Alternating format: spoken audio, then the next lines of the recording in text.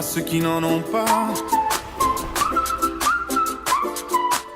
à ceux qui n'en ont pas. Bonjour observateurs, bienvenue à la Piper Warrior 2 ou les Piper Guerrier 2. J'ai toujours été fasciné par l'aviation. La sensation de planer dans le ciel, le sentiment de liberté que cela procure, il n'y a rien de tel. Il s'agit d'un Piper Warrior, l'un des avions de traitement les plus populaires au monde. Le Piper Warrior est un avion 4 places à voilure fixe et monomoteur. Il est propulsé par un moteur Lincoln au 320 qui est un moteur fiable et efficace couramment utilisé par les petits avions. Le cockpit d'un Piper Warrior est relativement simple par rapport à certains autres avions, mais il dispose de tous les instruments et commandes essentiels dont un pilote a besoin pour piloter l'avion en toute sécurité. Il est équipé d'un système avionique de base qui comprend un récepteur VOR, un encodeur d'altitude et un transpondeur. Oui, célébrons ceux qui ne célèbrent pas. Encore une fois, j'aimerais lever mon verre à ceux qui n'en ont pas. À ceux qui n'en ont pas. Le Piper Warrior a une vitesse maximale d'environ 120 nœuds, ce qui est équivalent à environ 140 milles par heure. Il peut montrer une vitesse d'environ 150 pieds par minute et a une autonomie de plus de 50 milles, ce qui le rend parfait pour les vols courts et les exercices de tournement. Piloter le Piper Warrior m'a beaucoup appris sur la physique du vol. Par exemple, j'ai appris à contrôler l'altitude, la vitesse et la direction en manipulant la manette de gaz, les joues et les pédales de direction. J'ai également appris à utiliser les volants de l'avion pour augmenter la portance et réduire la vitesse lors du décollage et de l'atterrissage.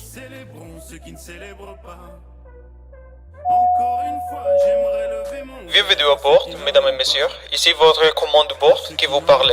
Si vous prenez un moment pour vous souhaiter la bienvenue à bord de ce vol de Kansas City à Paris. C'est l'indicateur de vitesse anémométrique et il vous indique à quelle vitesse l'avion se déplace dans les airs. Les chiffres sur le carton indiquent la vitesse d'un avion en nœuds, ce qui est équivalent à 10 000 nautiques par heure. C'est l'altimètre et il vous indique à quelle hauteur l'avion est au-dessous du niveau de la mer. Les chiffres sur le carton indiquent l'altitude de l'avion en pied. C'est l'indicateur de vitesse verticale et il vous indique à quelle vitesse l'avion monte ou descend. Les chiffres sur le carton indiquent le taux où monte ou descend en pieds par minute. C'est l'indicateur de cap et il vous indique la direction de déplacement de l'avion. L'indicateur de cap est généralement réglé sur le cap magnétique de l'avion qui est la direction vers laquelle point l'avion par rapport au nord magnétique.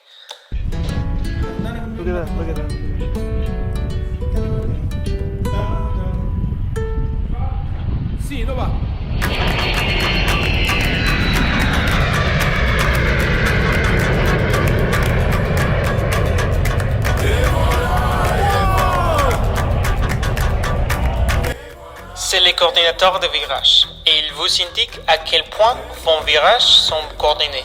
Si la boule au centre de l'instrument est centrée, vos virages sont coordonnés. Si la balle est décentrée, vos virages ne sont pas coordonnés. Si vous pouvez entraîner de perte d'altitude ou d'augmentation du stress sur l'avion. Ce sont les jauges du moteur et il vous indique comment fonctionnent les moteurs de l'avion.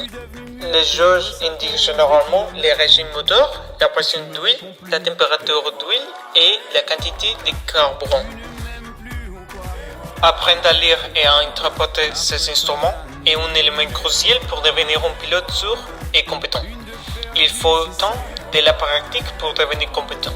Mais une fois que vous l'aurez fait, vous aurez les compétences nécessaires pour naviguer dans les îles en toute confidence. Souviens-toi de la première fois où nos regards s'étaient croisés, même que ton... Le temps de volage entre est d'environ 1 heure et devient nous volerons en altitude de 35 000 pieds.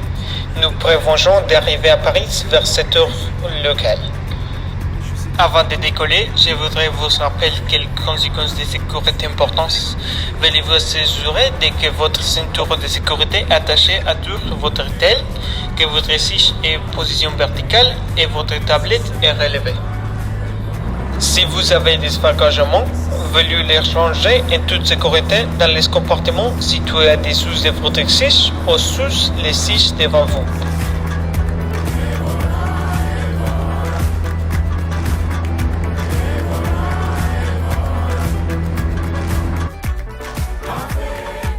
Bienvenue à Kansas City, une ville qui est une plaque tournante de l'aviation depuis un siècle. Depuis les jours pionniers du vol jusqu'à l'aviation commerciale moderne, Kansas City a joué un rôle vital dans le développement de l'aviation. Au début de l'aviation, Kansas City était à la pointe de l'expérimentation d'un vol. En 1910, un jeune aviateur nommé Walter Brookins est devenu la première personne à piloter un avion à Kansas City.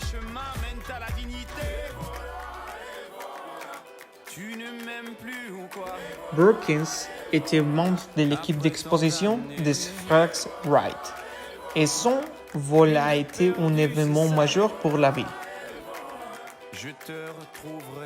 Le vol de Brookins a inspiré d'autres habitants de la ville à se lancer dans l'aviation. L'une de ces personnes était Charles Lindbergh, qui deviendra plus tard célébré pour son vol transatlantique.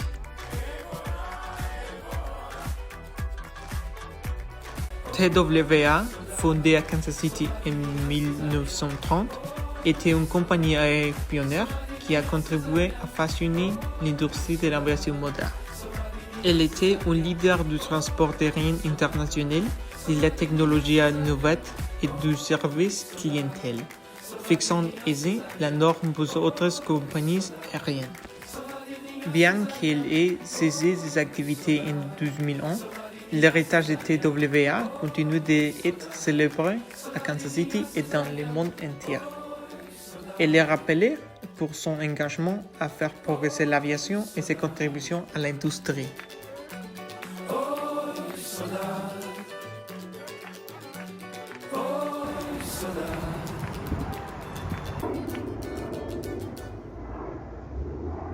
L'aviation, ce n'est pas seulement voler. C'est aussi les gens qui rendent cela possible. Les ingénieurs qui conçoivent les avions, les contrôleurs qui assurent notre sécurité dans les airs et les pilotes qui nous amènent à destination.